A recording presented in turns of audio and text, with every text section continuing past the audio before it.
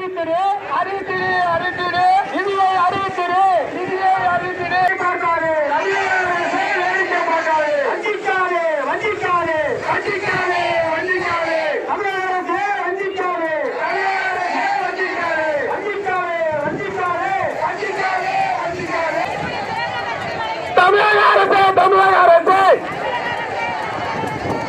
எங்கள் துறைநலத்தை ஏதாவது முடித்து தாருங்கள். தமிழக அரசு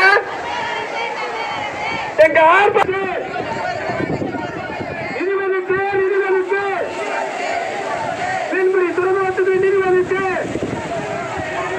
அறிவித்திடு அறிவித்திடு அறிவித்திடு அறிவித்திடு நிதியை அறிவித்திடு நிதியை அறிவித்திடு பார்க்காது வேடிக்கை பார்க்காது வஞ்சிக்காது வஞ்சிக்காது வஞ்சிக்காது வஞ்சிக்காது தமிழக அரசே வஞ்சிக்காது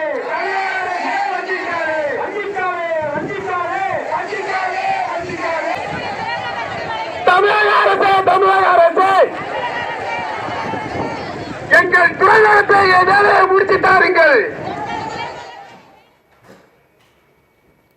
நாகை மாவட்டம் வேதாரண்யம் அருகே வெள்ளப்பள்ளம் மீனவ கிராமத்தினர் கடலில் இறங்கி போராட்டத்தில் ஈடுபட்டுக் கொண்டிருக்கின்றனர். அது குறித்தான காட்சிகளை பார்க்க முடிகிறது. 7 ஆண்டுகளாக துறைமுக பணிகள் கிடப்பில் போடப்பட்டுள்ளதாக குற்றம் சாட்டியிருக்கக்கூடிய மீனவர்கள் கடலில் இறங்கி கருப்பு கொடி ஏந்தி போராட்டத்தில் ஈடுபட்டு வருகின்றனர். துறைமுக பணிகளை மீண்டும் தொடங்க வலியுறுத்தி கையில் கருப்பு கொடி ஏந்தி கடலில் இறங்கி முழக்கம் எழுப்பி போராட்டத்தில் ஈடுபட்டு வருகின்றனர். உரிய தீர்வு கிடைக்காவிட்டால் தினமும் போராட்டங்கள் நடைபெறும் என எச்சரிக்கை விடுத்திருக்கின்றனர்.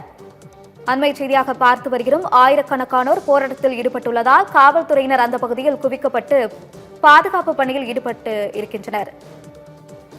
துறைமுக பணிகளை மீண்டும் தொடங்க வலியுறுத்தி நூற்றுக்கணக்கான மீனவர்கள் அரசுக்கு எதிராக முழக்கங்களை எழுப்பி போராட்டத்தில் ஈடுபட்டு வருகின்றனர்.